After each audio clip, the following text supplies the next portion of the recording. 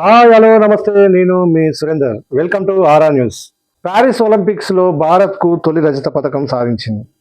అది కూడా జావలింగ్ త్రోలో నీరజ్ చోప్రా తన పోరాట పటిమతో పథకం వచ్చింది ఓ ఆనందమే కానీ అంటూ కొన్ని ఆ, తీవ్ర అసంతృప్తితో వ్యాఖ్యలు చేయడం జరిగింది. Pakistan javelin throw player Arshad నదీంతో స్వర్ణం సాధించాడు. హర్షద్ 92 మీటర్ల మార్కును తాకగా నీరజ్ 89.45 మీటర్లు విసిరాడు. నీరజ్ చోప్రాపై దేశవ్యాప్తంగా ప్రశంసల జల్లు కురుస్తోంది. ఎందుకంటే ఇప్పటికే దీని మీద ప్రధాని మోడీ స్పందించగా రక్షణ శాఖ మంత్రి రాజ్నాథ్ సింగ్ కూడా అదేవిధంగా ఉత్తరాఖండ్ ముఖ్యమంత్రి పుష్కర్ సింగ్ ధామి కూడా తెలిపారు. తన ప్రదర్శనపై సమీక్షించుకోవాల్సిన అవసరం ఉందని నీరజ్ వ్యాఖ్యానించారు. వీళ్ళ కామెంట్స్పై నీరజ్ మాట్లాడుతూ ఇంకా తన ప్రదర్శనపై సమీక్ష చేసుకోవాల్సిన అవసరం ఎంతైనా ఉందని చెప్పి ఆయన తక్కువ చేసి మాట్లాడడం జరిగింది. సో దేశానికి పథకం వచ్చినందుకు సంతోషమే కానీ నా ప్రదర్శన ఇంకాస్త మెరుగుపడాలి అని వ్యాఖ్యలు చేయడం ఇప్పుడు ఇది సర్వత్రా ఆసక్తి నెలకొంది. సో తప్పకుండా దీనిపై మేము కూర్చొని మాట్లాడుకుంటాము. ప్యారిస్ ఒలింపిక్స్లో భారత అథ్లెట్లు చాలా అద్భుత ప్రదర్శన కనబరిచారు. జావలింగ్ త్రో ఈవెంట్లో చాలా పోటీ ఉంది అని చెప్పేసి ఆయన మాట్లాడడం జరిగింది. ప్రతి అథ్లెట్ తనదైన శైలిలో రోజు సత్తా చాటేందుకు ప్రయత్నం చేస్తాడు. ఇది హర్షద్ డే.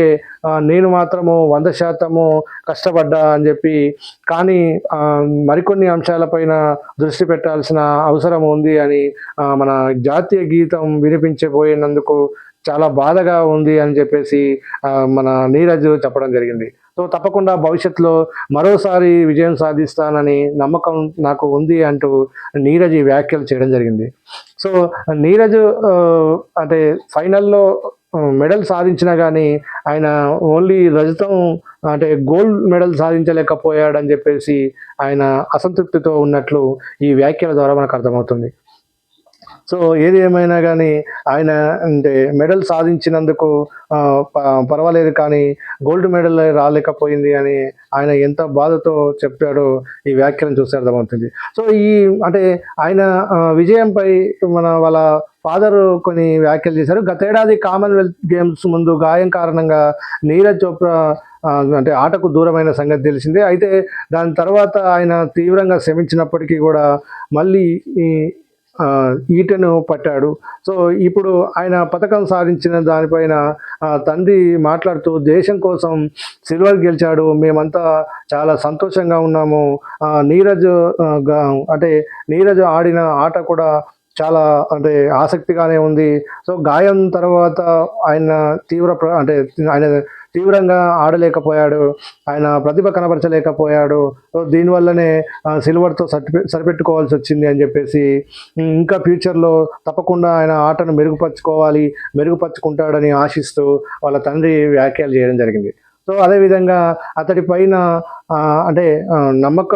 అతడిపైన ఉన్న నమ్మకాన్ని వాళ్ళ తల్లి వ్యక్తపరిచిన కుమారుడు రజత పథకం సాధించడం ఆనందంగా ఉంది, గోల్డ్ మెడల్ కంటే కూడా ఎంతో విలువైంది అంటూ వాళ్ళ తల్లి ఆయనను బాగా మెచ్చుకోవడం జరిగింది. సో క్రీడాకారుడు కూడా కుమార్ లాంటి వాడే. నీరజ్ ప్రదర్శన పట్ల గర్వంగా ఉంది. సాధించినప్పటికీ కూడా గోల్డ్ మెడల్ సాధించలేకపోయాడని వాళ్ళ కుటుంబంలో కూడా చిన్న ఏదో ఒక మూలన ఉన్నప్పటికీ కూడా సంతోషం వ్యక్తం చేస్తూ దేశానికి మరియు మా కుటుంబానికి మంచి మంచి పేరు తీసుకొచ్చిన నీరజ్కు మేము ఎప్పుడూ రుణపడి ఉంటాము, మేము అన్ని వేళలా సహాయ సహకారాలు అందిస్తామని చెప్పేసి వాళ్ళ తల్లిదండ్రులు ఇద్దరు చెప్పడం జరుగుతుంది. సో ఆయన అంటే కేవలము సిల్వర్ మెడల్తో సరిపెట్టుకోవడం వల్ల నీరజ్ బాధపడుతుండగా వీళ్ళందరి ఓదార్పు అనేది ఆయనకు బూస్ట్లా పనిచేయాలని చెప్పేసి ఆర్ఆ న్యూస్ కోరుకుంటుంది. సో మొత్తానికి ఒలింపిక్స్లో నీరజ్ చోప్రా సిల్వర్ మెడల్ సాధించినప్పటికీ ముందు ఇంకా మంచి పథకాలు సాధించాలని చెప్పేసి ఆశిద్దాం. తప్పకుండా ఆయన ఆట తీరులో ప్రతిభ కనబరుస్తాడని, ఇంకా మెరుగైన ప్రతిభ చూపిస్తారని చెప్పేసి, ఇంకెక్కువగా శ్రమించాల్సిన అవసరం ఉందని చెప్పి సూచిస్తూ ఆర్ఆ న్యూస్ వన్స్ అగైన్ కంగ్రాచులేషన్స్ చెప్తుంది. సో ఈ వీడియో నచ్చితే లైక్ చేయండి, షేర్ చేయండి. ముందుగా మా ఆర్ఆ న్యూస్ HD ఛానల్ను సబ్స్క్రైబ్ చేసుకోండి. మీకు ఈ వీడియోని మీ వీలైనంత ఎక్కువ మందికి షేర్ చేస్తే తప్పకుండా మాకు నెక్స్ట్ వీడియోలు చేసేందుకు ఇంట్రెస్ట్ కలుగుతుంది. మీరు తప్పకుండా మమ్మల్ని సపోర్ట్ చేయాలి. మీ మీ బంధువులు, మీ స్నేహితులకు తప్పకుండా ఈ వీడియోని షేర్ చేయండి. మా ఛానల్ని సబ్స్క్రైబ్ చేసుకోమని చెప్పండి. Thank you very much. నమస్తే.